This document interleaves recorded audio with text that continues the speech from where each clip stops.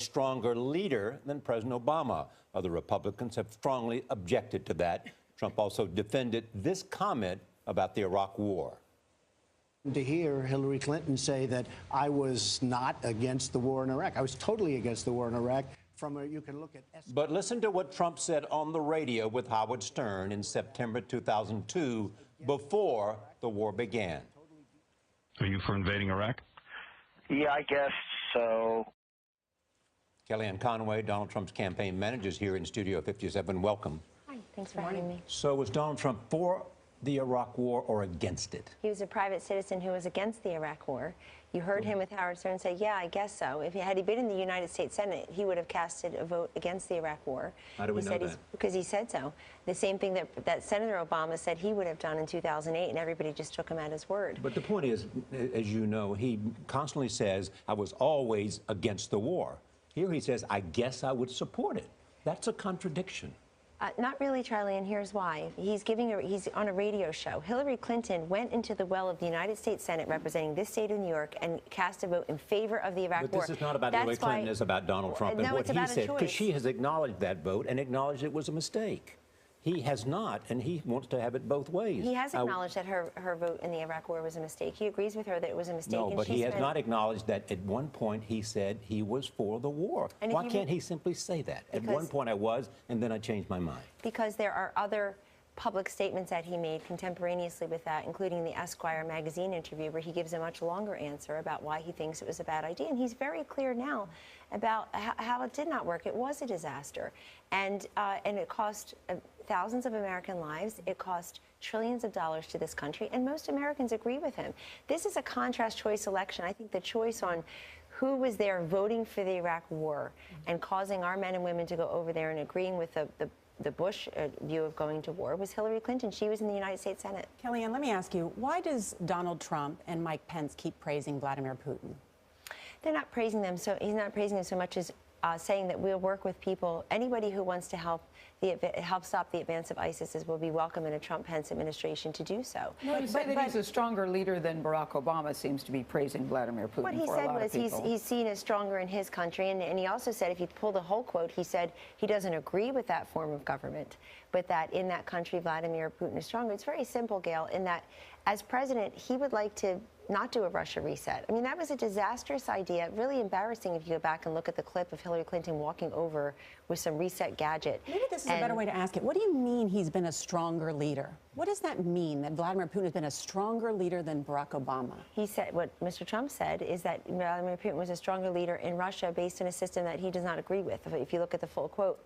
However, he's saying that the man I'm sorry, excuse me. Yeah, I mean, as you know, the Speaker of the House, Paul Ryan, said that Putin is an aggressor that does not share our interests. Senator Lindsey Graham said Trump is, quote, making the mistake of the ages by thinking like and agreeing with Vladimir Putin. They're misreading the quote then. Okay, it's not and that then why would Donald Trump do an interview with Russian TV that is sponsored by the Kremlin? He actually did an interview with Larry King, a personal friend of his, a friend of, I'm sure, everyone around the table.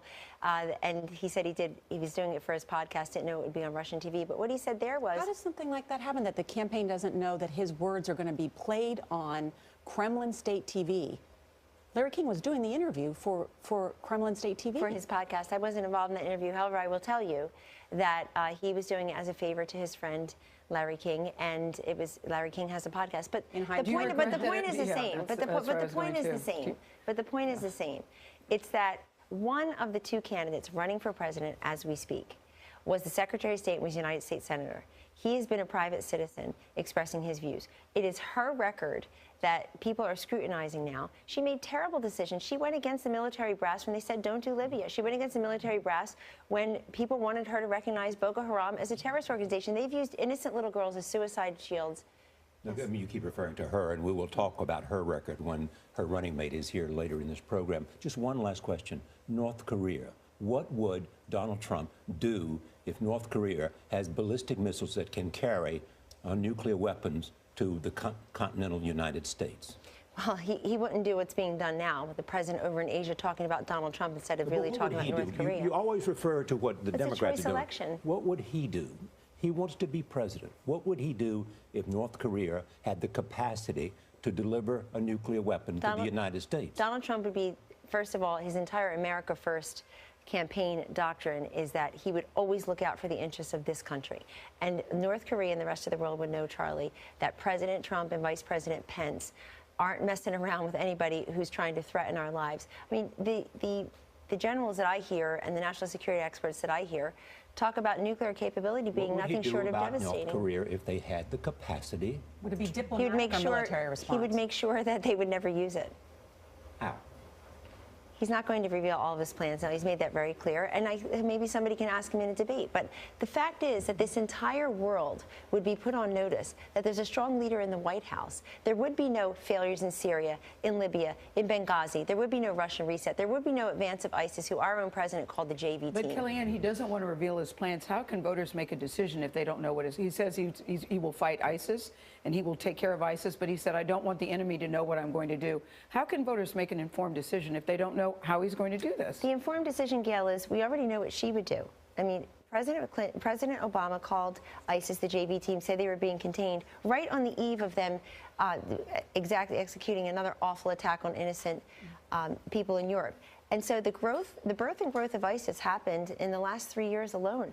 You have 33,000 people killed since 2003 between ISIS and its predecessor groups. 80% of those murders have happened just in the last 3 years. So people will say, who was there when that happened? And can we do something different with stronger leadership? Thank you for coming. Thank you. Thank you. Thank you.